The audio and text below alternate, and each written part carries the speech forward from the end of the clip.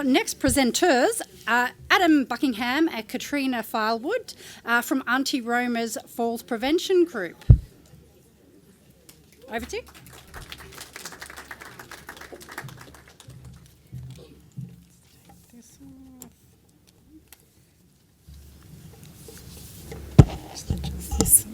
Hello, good afternoon everybody. Thank you for that introduction, and Adam and I are very excited to be here today to share this deadly program with you. So for those of you who don't know, if you ever hear an Aboriginal person say deadly, it generally just means awesome or good.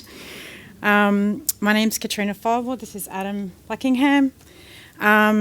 As a proud Wiradjuri and Yorta Yorta woman, I'd like to acknowledge the traditional owners of the land we are meeting on today, the land of the great Gadigal Nation. Gadigal Nation, sorry, a bit nervous. I'd also like to acknowledge our elders, both past and present, including our 9 elders that have passed away during our 7.5 years of Aunty Roma's running. So thank you for having us here today. To get started, we said this one.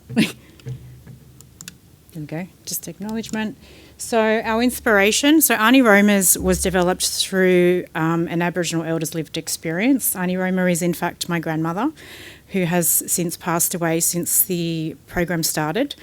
Ironically, her funeral was the day it started, so it was like one chapter closing, another one opening. So she was aware of the program, and how it come about is I'm an Aboriginal liaison officer in Fairfield Hospital, and through my position, I do education sessions throughout the whole facility about what the Aboriginal liaison officer is, why we have it, and the importance of it. And I often pull from a lived experience.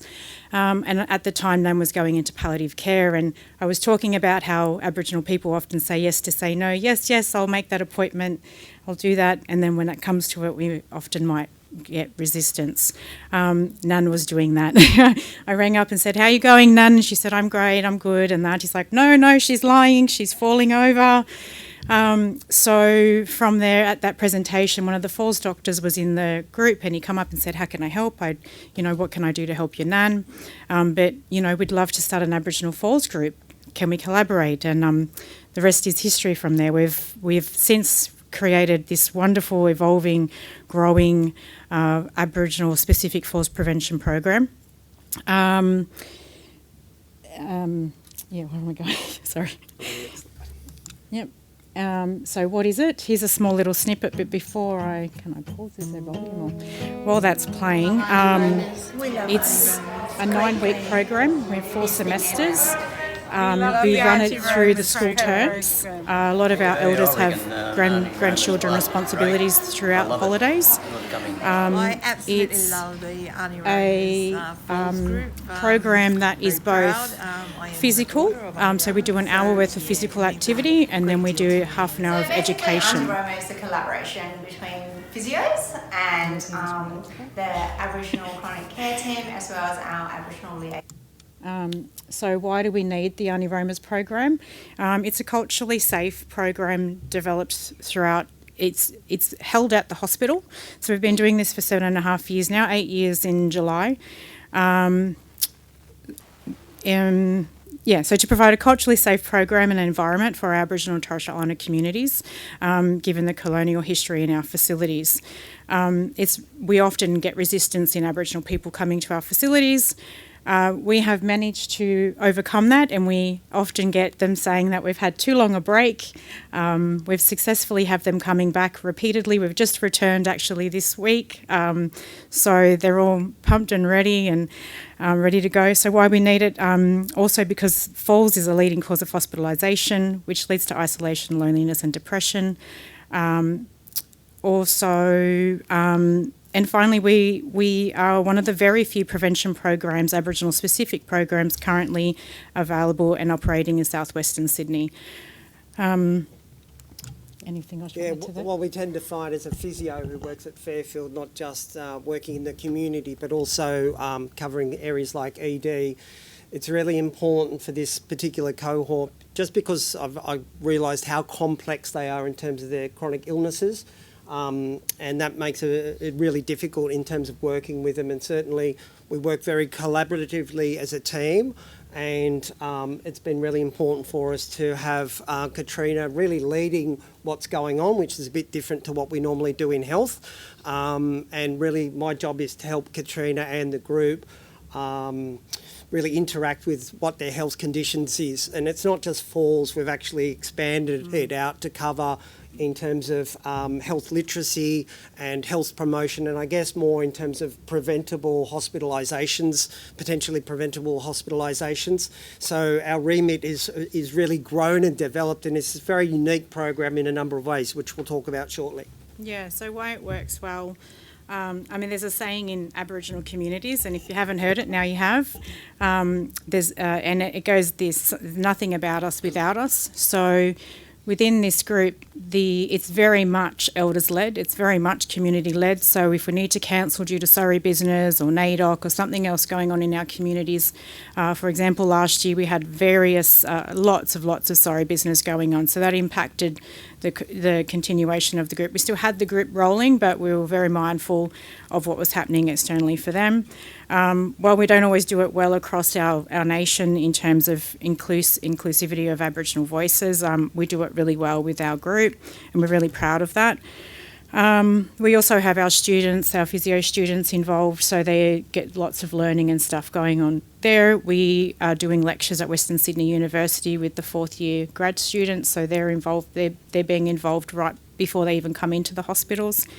Why are we unique? Aunty Roma's is unique because it's a grassroots authentic group developed through an Aboriginal elders' lived experience. We often reflect back on Aunty Roma. She was known to the community. Here we are planting a rose in our Aboriginal garden that we have at Fairfield Hospital. That was actually the group's idea because that's Aunty Roma's favourite flower.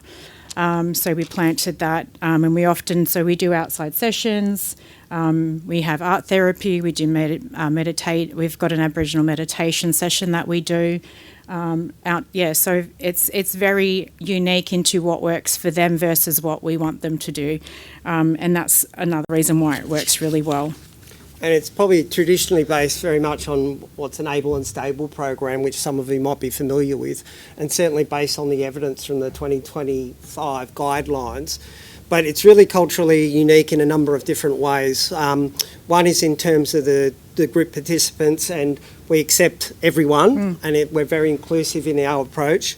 I'm very thankful for every time they come into a hospital, because I realise how culturally isolating it is for them to be there, and I respect that. I'm not Aboriginal, but I'm being really surprised at how welcomed I've been when I approach the community and I show a little bit of respect. I get a huge amount back, and I'm very grateful for that. The program's different because we have an Aboriginal liaison officer, and it simply wouldn't work without Katrina and her team helping to guide things that we're doing. You've got to remember the Aboriginal community is extremely diverse, and I see it as more sort of the United Nations of Aboriginal nations in Australia, because there's so many, and I find that I have to adjust what I'm doing culturally, and I rely on the participants to help with that process, and particularly Katrina. We're also different in that the groups often participant-led. So if they've got a particular issue at the moment that's core to them, we'll maybe pivot and redirect to what's going on in that space. We're also quite different in that it's an open rolling program, which is a lot different to normal groups that we often might run, and that can work really well depending on if someone's going back to country, they can come back to the group. It's the inclusivity that is also a really important part, that there's a sense of belonging in terms of what they're doing, and we're always very happy to be flexible in our approach about what's needed at the time for the individuals. The other part of not just doing exercise is the education sessions that we run, and I rely on a number of other health professionals such as speech pathologists, occupational therapists, asset CNC for pharmacology, the dietitians, podiatry, a whole range of different services, and including some community services like Services New South Wales as well, to try and help with that process, because a lot of it is about education. Okay, we're running out of time, so we've got, we'll just quickly finish up with where to from here. So we've got, we might just go to our achievements, shall we? Let's go back. Let's go. No, I just want to also promote our shirt. So this is our Aunty Roma's shirt. We're both supposed to wear them, but I was doing school runs and stuff this morning. And the artwork on here is theirs. So we've put their artwork into their shirts and they all wear it very proudly. So yeah, where to from here? So we want to look to try and expand the program where we can. We want to, also as a physio, I'm starting to do movements based on nature and animals, and that's culturally appropriate. And the other thing is the Darug language, which is the local language.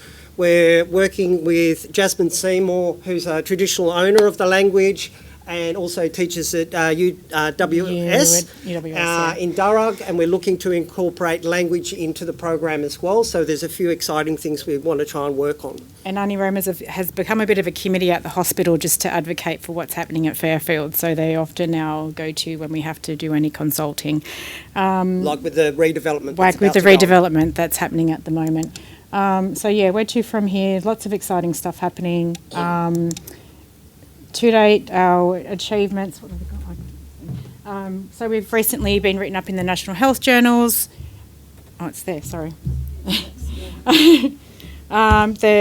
We were written up in the white paper. Engagement in research. Yeah, we're engaging in ongoing research. We were the winner of the People's Choice Award for New South Wales Health Awards. We've been on SBS World News and NITV. So yes, we're very proud of the group. We're very proud of where it's going, and we do need to wrap up. I'm sorry. Do you want to do the reflections and observations? We have a very complex cohort. Community dynamics can sometimes create some challenges, and we just work with them as they come along. There's a significant need for this group, and while it's challenging, it's incredibly fulfilling to see what's unfolding in this space. I've got to say, it's probably one of the most rewarding things I've ever done as a physio. Yeah, that's nice. Thank you. Thank you. Sorry, we've gone over. Thank you so much. Yes, we have run out of time for questions, but what a legacy your grandmother has left. I think that's really wonderful Thank to live that. So thank you. Thank you.